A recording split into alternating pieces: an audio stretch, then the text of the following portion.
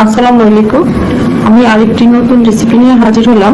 আজকে আমি তৈরি করে দেখাবো একদম তেল ছাড়া একটা হেলদি রেসিপি, যেটা চায়ের সাথে পরিবেশন করতে পারেন কিংবা সকালের নাস্তা হিসেবেও দিতে পারেন। তাহলে কথা না বাড়িয়ে চলে যাচ্ছি রেসিপিতে। রেসিপি তৈরি করার জন্য এখানে আমি 1 কাপ আটা নিয়েছি। এখানে 1 কাপ আটার সাথে আমি স্বাদ মতো লবণটা আপনার পরিমাণ বুঝে দিয়ে দিবেন। আর দিয়ে দিব 1 টেবিল চামচ পরিমাণ চিনিটা অবশ্যই দিবেন, স্কিপ করবেন না চিনি, কারণ চিনিটা দিলে আর খাবারের টেস্ট গুণ বাড়িয়ে দেয়। আর এখানে দিয়ে দিব 1/2 চা চামচ পরিমাণ বেকিং পাউডার। উপকরণগুলো খুব ভালো করে মিক্সড করে নেব। তারপরে আমি এখানে ফুটানো গরম দুধ নিয়েছি। আপনারা চাইলে পানি দিয়ে এই রেসিপিটা তৈরি করতে পারেন। একদম ফুটানো গরম দুধটা নিয়ে আমি চামচ দিয়ে মিশিয়ে নিয়েছি। আর দুধটা অবশ্যই একটু সফট রাখবেন, একদম হার্ড হবে না। এই পর্যায়ে আমার ডোটা তৈরি হয়ে গেছে।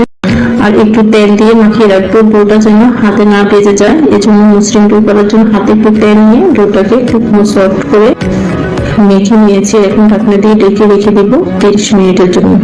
এই পর্যায়ে আমি পুরটা তৈরি করে নেব। পুরটা তৈরি করার জন্য এখানে আলু নিয়েছি 2টা কুচি করে, আর টমেটো, কাঁচামরিচ, পেঁয়াজ নিয়ে আমি এখন চুলাতে কড়াই বসিয়ে পেঁয়াজটা যখন একটু লাল হয়ে আসবে ওই পর্যায়ে আমি আলু কুচি, কাঁচামরিচ কুচি, স্বাদ মতো লবণ, আর এখানে 1 চামচ আদা চামচ জিরা, আদা চামচ ধনিয়া, একটু মরিচ, লাল মরিচের গুঁড়ো, একটু হলুদ গুঁড়ো, সবগুলো মশলা দিয়ে খুব মিডিয়াম হিটে আমি আলুগুলোকে একটু ভেজে ঢাকনা দিয়ে রেখে কিছুক্ষণ ভেজে নিব। আলুগুলো যখন সিদ্ধ হয়ে আসবে ওই পর্যায়ে আমি একটু টমেটো কুচি দিয়ে তারপর নেড়ে চেড়ে আরো কিছুক্ষণ রান্না করে তারপর একটা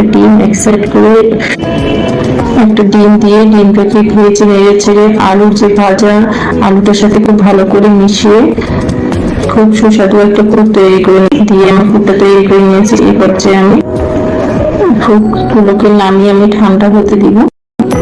আমি আটার যে মসৃণ ডো 30 মিনিট রেস্টে রেখে দিয়েছি, ওই ডোটাকে আমি ঢাকনাটা তুলে দেখাচ্ছি যে একদম সফট মসৃণ একটা ডো হয়ে গেছে, একদম সফট হয়ে গেছে। ডোটাকে মোট 6টা ভাগে ভাগ করে নিব। মোট 6টা লেচি তৈরি করে নিব। 6টা লেচি দিয়ে 6টা ফিতা তৈরি করে নিব। আমি যে তৈরি করে রেখেছি পুর, এই পুরটা ভিতরে দিয়ে একটু দেখে কুচি নিতে হবে। একটু কুচি করে নিয়ে চারিদিক থেকে পুরো রুটিটা একটু পুরো করে একদম মাঝখানের অংশটা একদম সিল করে দিবেন, ভালো করে আটকে দিবেন যেন খুলে না যায়। খুব সাবধানে এরকম আটকে দিতে হবে।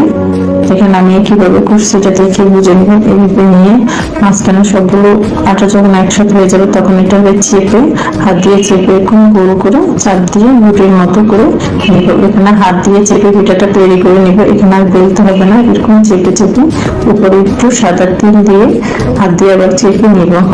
দেখেন আমি এক সবগুলো পিঠে ভাবে তৈরি করে তারপরে উপরে একটু সাদা তেল দিয়ে হাত দিয়ে চেপে পিঠাটা তৈরি করে নিয়েছি।